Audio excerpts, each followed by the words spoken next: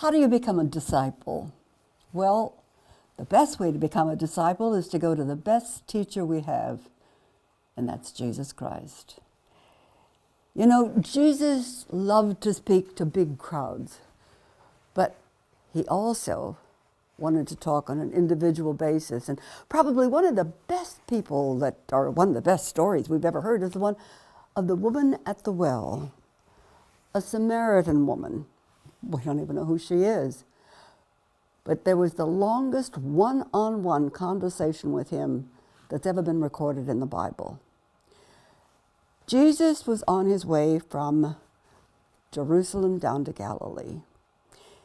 And instead of doing what all the rest of the Jewish men would do, he did something that was absolutely wrong. He set his GPS. You know what a GPS is? It's that little machine, you know, that you have in your car that tells you how to get someplace. But his GPS is God's promise of salvation.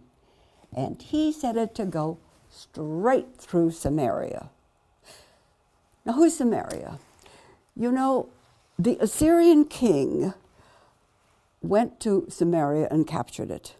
And so most of the Jews fled. But there were some that were left. So the Samaritan king sent in old people from other parts of the country, you know, to come and to mix and to intermarry with these Jews that were left. And the people that came brought their idols with them. And because he sent the Jewish priests there to teach them Judaism, they accepted the Judaism, but they also kept their idols. So there was a mixture of Judaism and paganism. And the Jews hated them. They couldn't stand them. They were the worst people in the world. Well, the people, the Samaritans who were living there, started having problems because they were overcome with lions. Lions came down out of the hills and they completely devoured the people. So they thought, well, maybe we're worshiping the wrong God. So they started listening to the Jews and saying, well, what God should we pray to? The Jews told them only one God. So they kind of prayed with that, but they also prayed to their idols as well. Nobody, no good Jew would ever associate with them. No self-respecting Jew ever had anything to do with a Samaritan, except Jesus. He had his eye on one special person. He made a beeline to go right through the middle of Samaria because he was looking for this one special woman. It was so hot when they got there, and they were so hungry. They'd traveled so far, they'd walked so far. And so Jesus said to the disciples, you know, you go into town and buy some food and bring it back, and I'll just sit here by the well and wait for you. It was hot. I mean, it was really hot. And he had on this heavy robe, and he was sweating, and he was tired, and his feet hurt, and he was thirsty. And he sat there by that well, and he looked down, and there was all this cold, delicious, wonderful-looking water there, and he couldn't get it. Isn't it interesting? The creator of heaven and earth and all things, God who separated the oceans, God who made the rivers, God sat there and couldn't have a drink of water. It really shows us his humanity.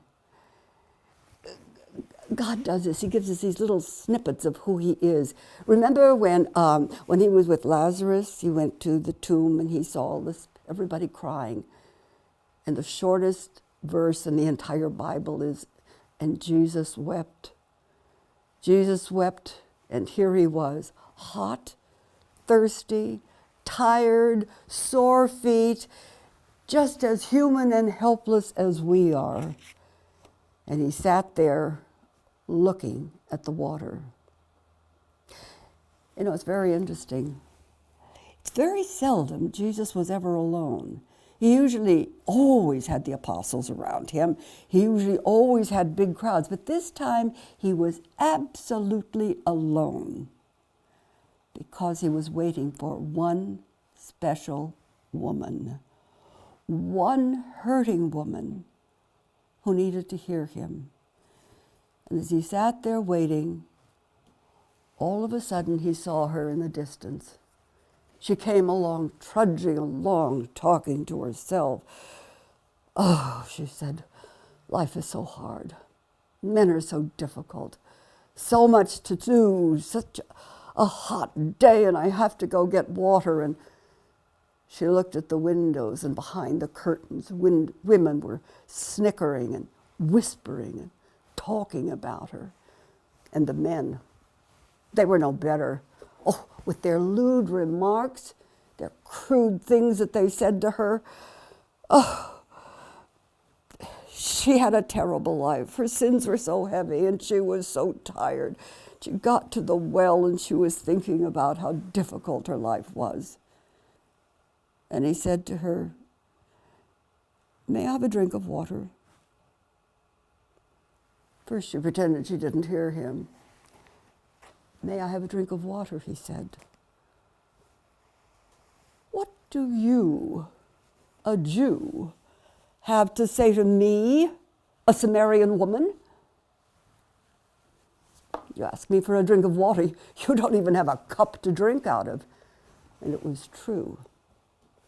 Here was a Jewish man asking her for a drink of water, an unclean woman, and he was going to drink out of her unclean cup. Did you know that even in the temple on a Sabbath, women were separated from men? They didn't even associate with men, and they never learned the Bible because that way they would defile it. Women were looked down upon in those days, but Jesus didn't look down upon them. Do you realize how many women he had that followed him? How many women he reached out to?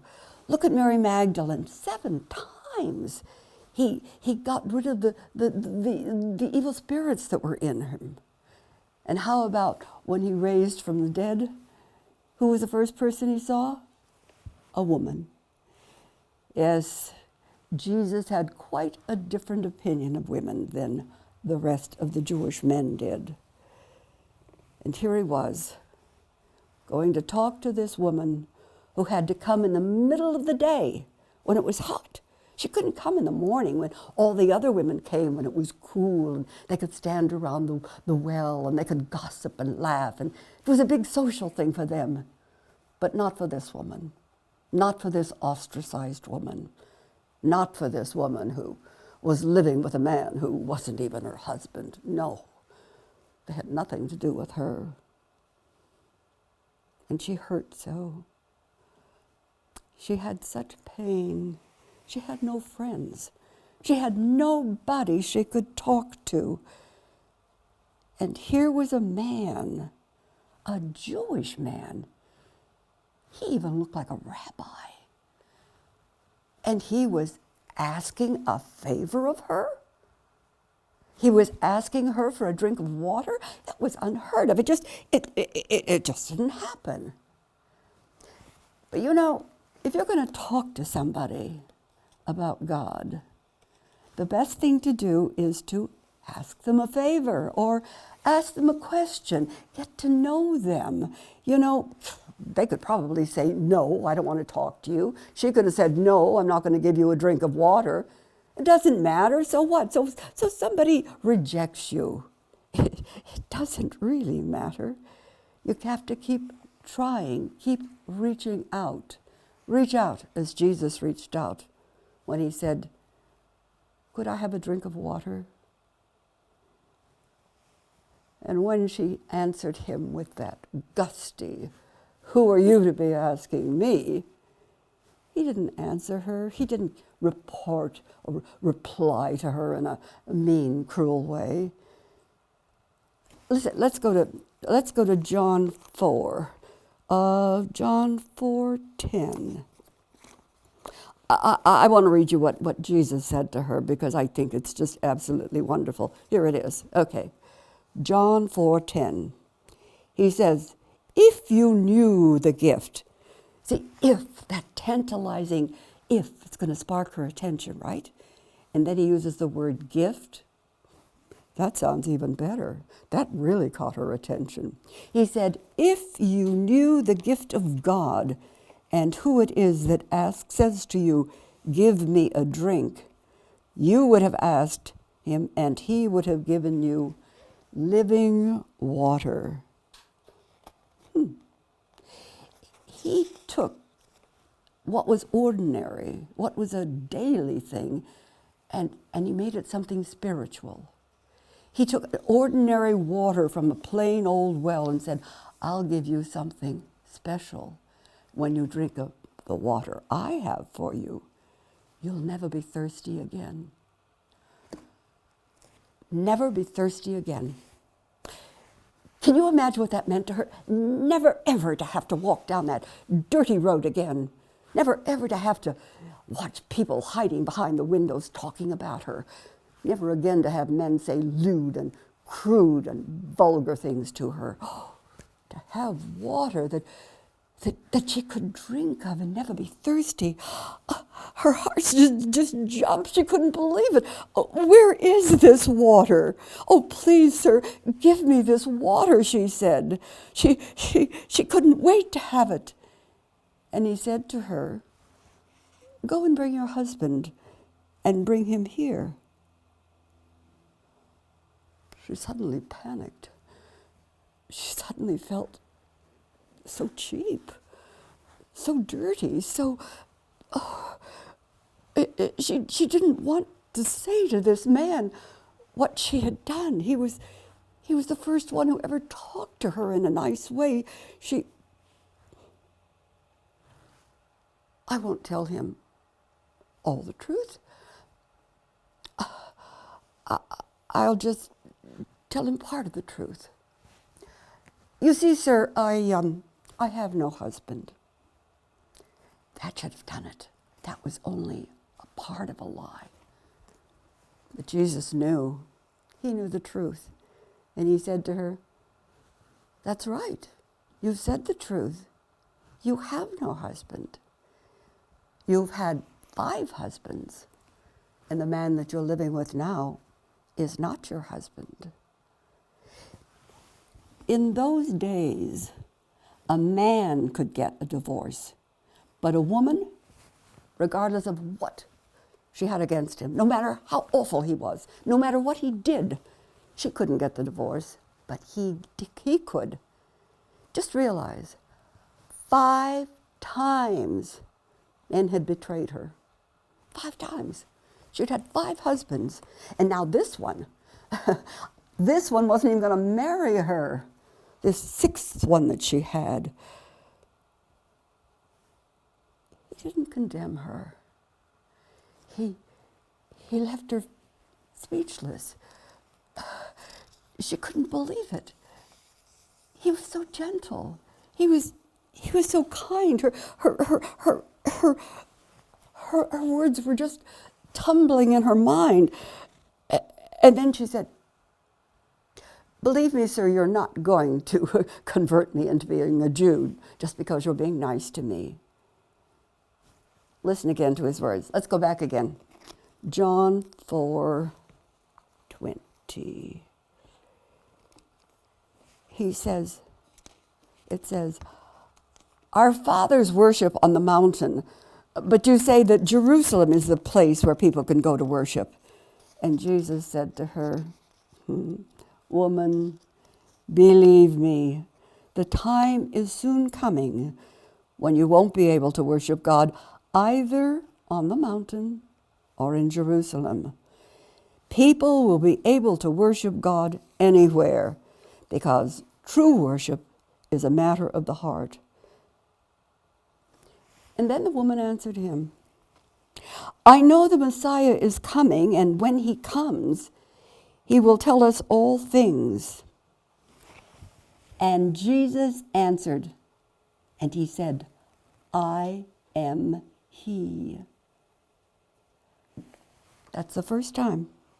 The first time he had talked about his messiahship. There weren't any crowds, there weren't his apostles, there was no one, only this one woman that everyone looked down upon.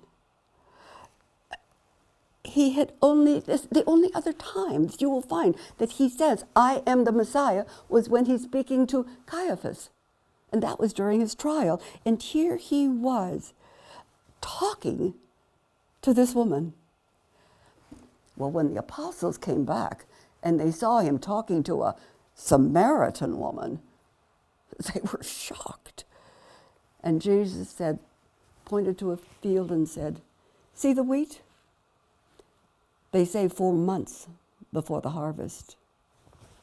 But I tell you, the harvest is ready now. Now.